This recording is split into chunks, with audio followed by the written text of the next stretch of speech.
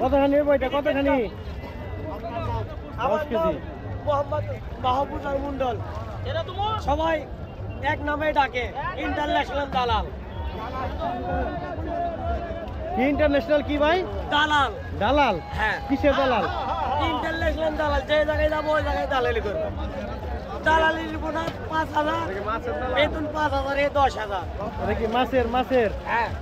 মাছের আর তার সাথে আর একটা গল্প, এটা কিন্তু কাতল মাছ। হ্যাঁ। তার সাথে রুই ফ্রি। রুইয়ের সাথে বউ ফ্রি। বউকো? বউ আছে।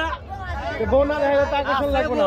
বউয়ের সাথে শালু ফ্রি আছে। কো এটা কো দেখান। বাচ্চা কাচ্চা বাচ্চা কাচ্চা থাকলে তাও আছে। থাকলে তাও আছে।